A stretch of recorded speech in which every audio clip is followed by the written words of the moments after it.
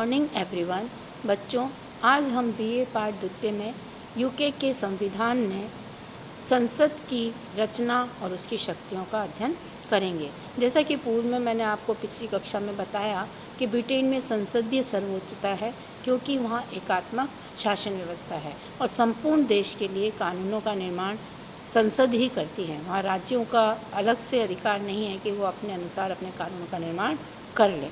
तो इस तरीके से बच्चों, आज हम देखेंगे कि ब्रिटेन की संसद के क्या रचना और शक्तियाँ हैं। ब्रिटेन की संसद की जब हम बात करते हैं तो उसके दो सदन हैं। एक सदन उसका ऊपरी सदन है जिसको कि द्वितीय सदन कहते हैं, वो है लॉर्ड सभा, और महत्वपूर्ण सदन या निचला सदन है कॉमन सभा। तो बच्चों, जैसा कि आपको पता है और जैसा कि मैंने आपको बताया कि ब्रिटेन के संविधान का लगातार विकास हुआ है और वहाँ पर लॉर्ड सभा एक कुलीन तंत्रीय संस्था के रूप में विद्यमान है और कॉमन सभा एक लोकतंत्रीय संस्था के रूप में विद्यमान है। तो वर्तमान संदर्भ में जब हम प्रासंगिकता को देखते हैं तो लॉर्ड सभा से कॉमन सभा की प्रासंगिकता वहाँ पर ज़्यादा है, और हम ये कह सकते हैं कि कॉमन सभा लॉर्ड सभा से ज़्यादा शक्तिशाली है।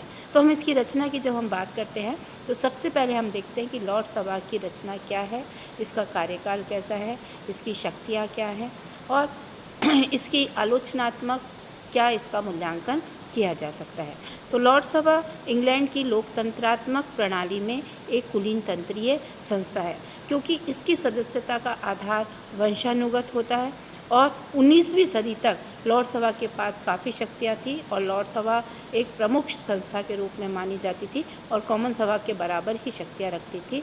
लेकिन 1911 और 1949 का जो अधिनियम आए उससे लॉर्ड सभा की शक्तियों को कम कर दिया, और यही कारण है कि वर्तमान में कई विचार ऐसे आए हैं जिसमें कि ये कहा गया कि लॉर्ड सभा एक अनुपयोगी सदन है, इसको भंग कर देना चाहिए, इसको समाप्त कर देना चाहिए।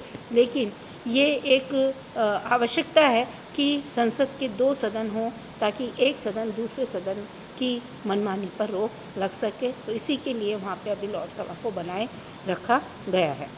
दूसरा, जब हम इसकी रचना देखते हैं तो ये स्पष्ट है कि लॉर्ड सभा के सदस्यों की संख्या कोई निश्चित नहीं है। इसके सदस्यों की संख्या 1000, 1200, 700 कुछ भी हो सकती है। 1200 तक सदस्य हो जाते हैं, क्योंकि इसके सदस्य कहीं भी प्रत्यक्ष या परोक्ष रूप से जनता के द्वारा चुनकर नहीं आते, इसलिए लॉर्ड सभा को एक लोकतंत्रात्मक संस्था भी कहा जाता है। इनका मनोनयन होता है। ये अनुवांशिक पीयर होते हैं। सम्राट अपने जो पहले सम्राट रह चुके हैं या उसके वंशज जो होते हैं उनको वो लॉर्ड सभा के सदस्य बनाते हैं, जिनको कि अनुवांशिक पीयर कहते हैं। आजीवन पीयर्स होते हैं। आजीवन पीयर एक्ट 1958 आया था, जिसमें कि सम्राट को अधिकार दिया गया कि वो आजीवन पीयर की नियुक्ति कर सकता है।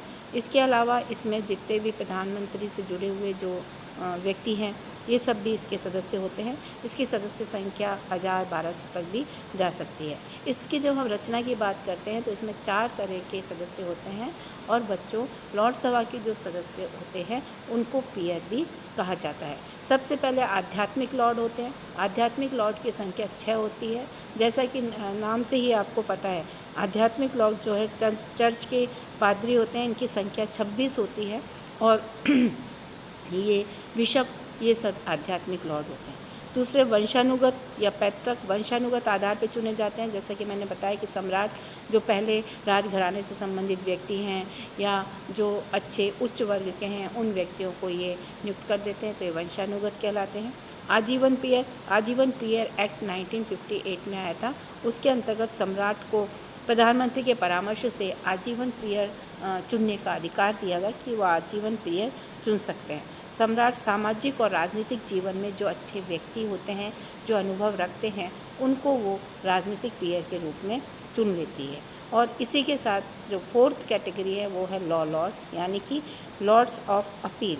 लॉर्ड सभा अपीलीय न्यायालय का रूप ले लेती है। तो बच्चों, मैंने पूर्व में भी आपको बताया कि ब्रिटेन में एकात्मक शासन व्यवस्था है, वहाँ न्यायालय दुर्बल है। जब समय पड़ता है तो लॉर्ड सभा ही अपीलीय न्यायालय का रूप ले लेती है। इसके जो 9 सदस्य होते हैं, जिनको लॉ लॉर्ड्स कहते हैं, वो वहाँ पर काम करते हैं न्यायालय का, है ना। तो इस तरीके से ये लॉ लॉर्ड्स होते हैं। इनको वेतन भी दिया जाता है। ये 9 होते हैं इनकी सदस्य संख्या।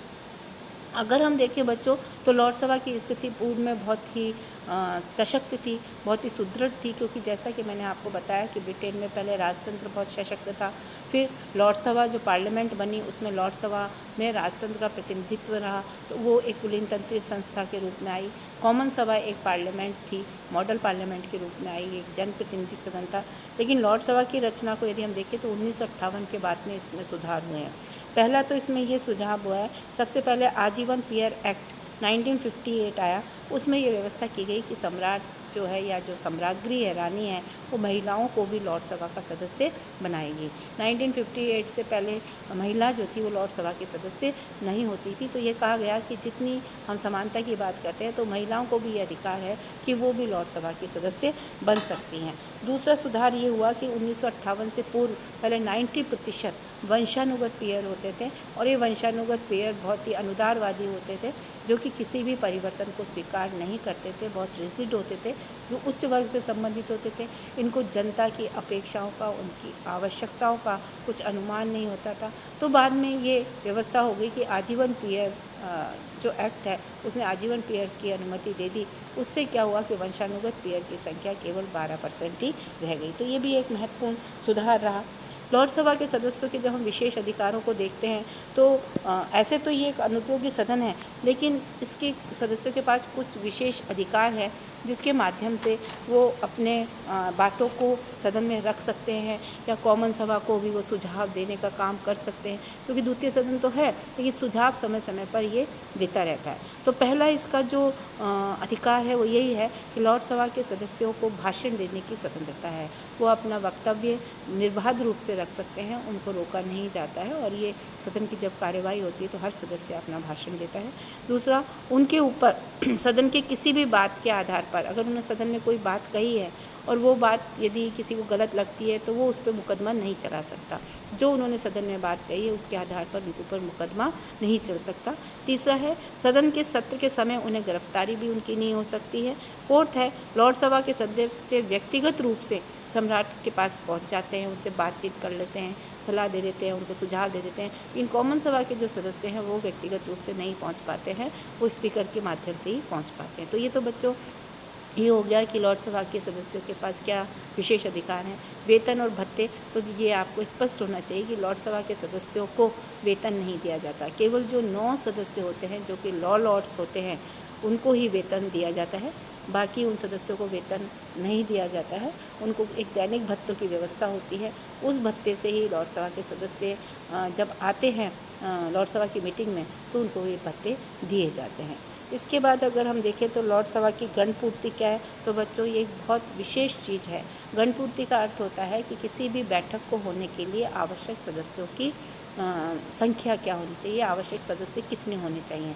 तो गणपूर्ति की जब हम बात करते हैं तो लॉर्ड सभा की जो बैठक है वो 3 सदस्य यदि आ जाते हैं तो उसकी बैठकें हो जाती है। तो आप इससे ही समझ लीजिए कि लॉर्ड सभा कितना महत्वपूर्ण है। 1200 में से यदि 3 सदस्य आते हैं तो संसद की कार्यवाही शुरू हो जाती है, जबकि कॉमन सभा में गणपूर्ति की संख्या 40 है। तो इससे ही हमें स्पष्ट हो जाता है कि लॉर्ड सभा एक अनुपयोगी सदन है। इसमें जो भी बैठक होती हैं वो केवल एक संदर्भ के लिए होती हैं, एक सुझाव के लिए होती हैं, एक विचार करने के लिए होती है। उसका कोई योगदान विधि निर्माण में नहीं होता है, केवल वो एक सुझाव दे सकती हैं। जो अंतिम शक्ति है विधि निर्माण की वो कॉमन सभा के पास होती है, जो कि लोक सदन या निचला सदन है। लॉर्ड सभा की जब हम रचना को देखते हैं तो उसमें महत्वपूर्ण होता है लॉर्ड सभा का स्पीकर। जिस तरीके से कॉमन सभा का स्पीकर होता है तो वैसे ही लॉर्ड सभा का स्पीकर होता है। 2005 तक ये व्यवस्था थी कि प्रधानमंत्री और सम्राट एक लॉर्ड चांसलर की नियुक्ति करते थे, और लॉर्ड चांसलर मंत्रिमंडल का भी सदस्य होता था और वो लॉर्ड सभा की अध्यक्षता करता था। लेकिन 2005 के बाद ये व्यवस्था की गई कि लॉर्ड चांसलर जो है उसकी जगह ये कहा गया कि लॉर्ड सभा का भी स्पीकर होना चाहिए और उसको चुनने का अधिकार लॉर्ड सभा के सदस्यों के पास होना चाहिए। तो वर्तमान में लॉर्ड सभा का जो अध्यक्ष है सदन के द्वारा ही निर्वाचित होता है, तो ये मनोनीत नहीं है, निर्वाचित व्यक्ति है और इसको सदन को अनुशासित करने का अधिकार है। तो बच्चों आप ये कहोगे लॉर्ड चांसलर का पद भी अभी वहाँ बना हुआ है, क्योंकि ये मैंने पूर्व में ही बताया कि ब्रिटेन में परंपराओं और रीति रिवाजों का वो महत्व है। कोई भी संस्था बनती है तो वो उसको समाप्त नहीं करते, लेकिन लॉर्ड चांसलर मंत्रिमंडल का सदस्य है और वो वहाँ पर बैठता है, लेकिन वो सभापतित्व नहीं करता है लॉर्ड सभा का। लॉर्ड सभा की शक्ति को नियंत्रित करने वाले दो अधिनियम आए थे जिन्होंने कि इसकी शक्ति को नियंत्रित किया है। पहला तो है 1911 का अधिनियम। बच्चों, 1911 के अधिनियम से पूर्व लॉर्ड सभा एक बहुत ही सशक्त संस्था थी और उस रूप में इसको देखा जाता था। लेकिन 1911 के अधिनियम के बाद इसकी जब हम स्थिति को देखते हैं तो लॉर्ड सभा की शक्तियाँ कहीं ना कहीं वित्तीय अवित्तीय विधेयकों के संदर्भ में और वित्तीय विधेयकों के संदर्भ में कॉमन सभा से कम हो गई।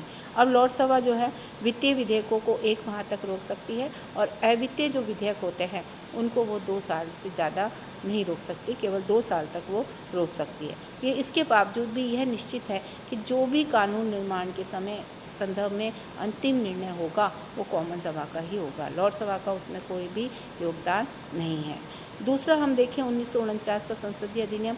1949 का सब संसदीय अधिनियम आया तो ये व्यवस्था हुई और ये देखा गया, जो मजदूर दल की जब सरकार बनी या उन्होंने प्रस्ताव दिया कि भाई इससे तो क्या होगा कि ये जो लॉर्ड सभा है कहीं ना कहीं धनाढ्यों का सदन है, तो ये लोकतांत्रिक या प्रजातांत्रिक जो नीतियाँ हैं इनका विरोध करेगा और जो भी विधेयक होंगे उनको रोक कर रखेगा और समय के अनुसार उनका क्रियान्वयन नहीं हो पाएगा।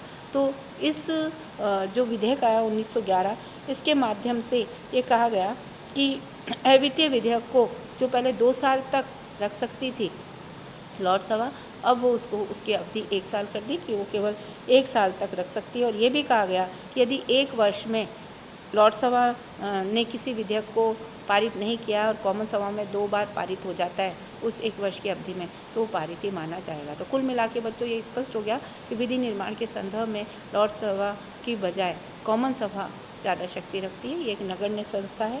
अब हम इसकी शक्तियों को देखते हैं तो पहली शक्ति तो वही आती है विधायी शक्ति। तो बच्चों ये तो आपको पता है कि विधि निर्माण का जो कार्य है वो संसद के अंतर्गत संपन्न होता है। कोई भी विधेयक रखा जाता है। विधेयक 2 प्रकार के होते हैं, सरकारी विधेयक और गैर सरकारी विधेयक। सरकारी विधेयक मंत्रिमंडल के द्वारा रखे जाते हैं और गैर सरकारी विधेयक कोई भी संसद का सदस्य रख सकता है। और एक होते हैं वित्तीय विधेयक और अवित्तीय विधेयक।